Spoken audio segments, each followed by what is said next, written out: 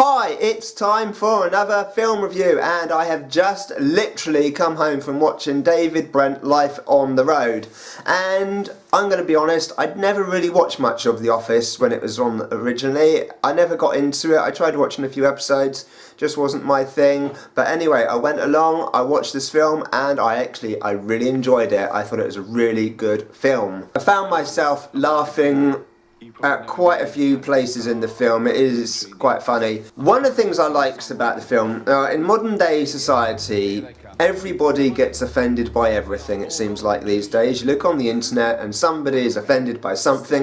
It's like, oh, you can't say that in case it offends this group, you can't say this in case it offends that group, and that is the way the world seems to be at the moment. And it's just like, you know, sometimes you feel like you're walking on eggshells the whole time.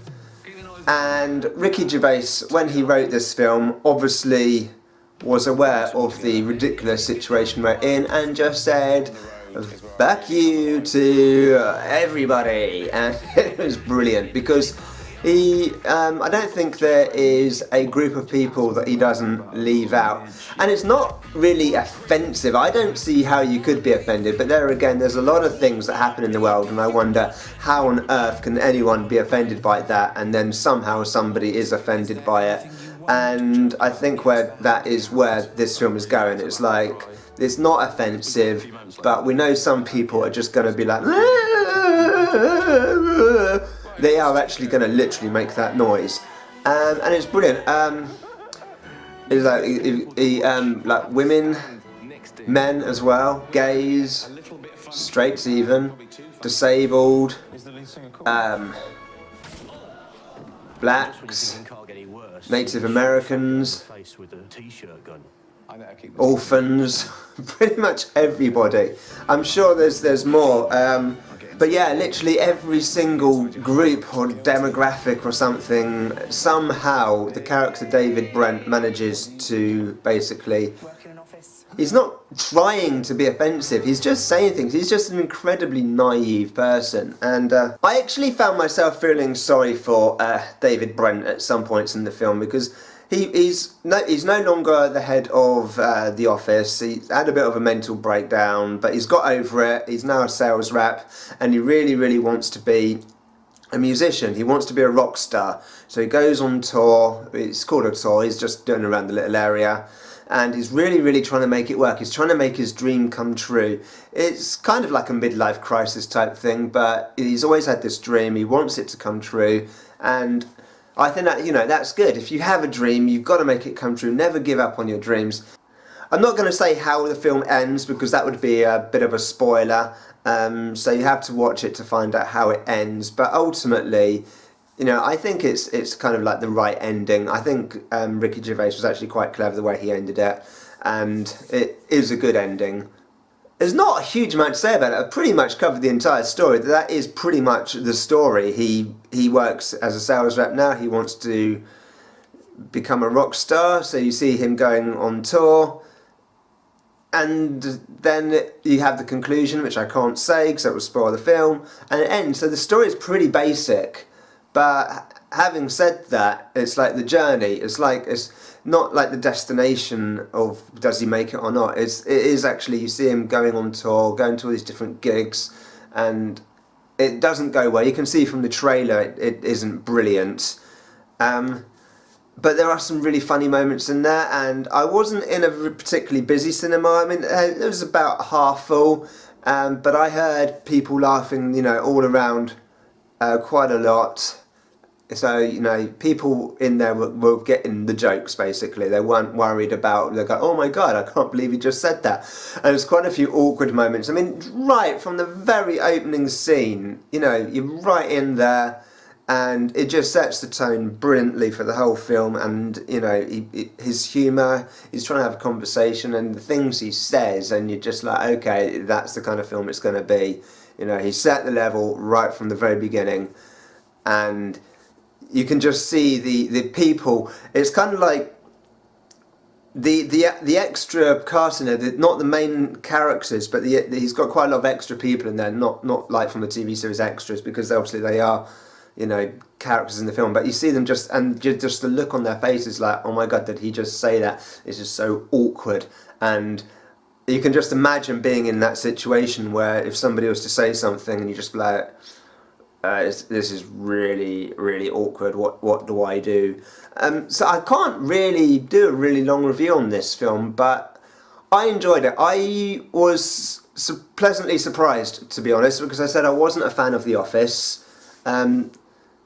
Obviously, it's the same character, he's moved on. They make several references to his previous life. You don't see any of the old cast members, but they do make quite a few references to the old documentary. So it is done in a documentary style again. The cameras are following him. Basically, it's like a follow-up. They followed him when he was in the office, and all these years have passed. I'm not sure how many years have passed. And so the cameras have gone back to find out how he's doing now at this time when he's trying to make it as a rock star. But he's also a sales rep as well. So yeah, it's a good film. I recommend it. If you're one of the people that think humour has got too politically correct and you can't have a laugh about anything without worrying about offending someone, go and watch this. If you're the type of person that actually really likes, you know, just saying what you feel without intentionally being offensive, because you can tell at no point is the character David Brent or Ricky Gervais when he wrote it, at no point is he trying to be offensive. It's just, so I may have emphasised this point too much, because he's not trying to be offensive, but you can just see how there are some people in the world who would be like, oh my god, I can't believe he said that, you know, I'm so offended by it. But these are the sort of people that get offended by everything, you know. You can't, you know, even open your mouth without some people going off on one, going, oh, I'm triggered. But so, yeah, I liked it. I really enjoyed it. I thought it was funny.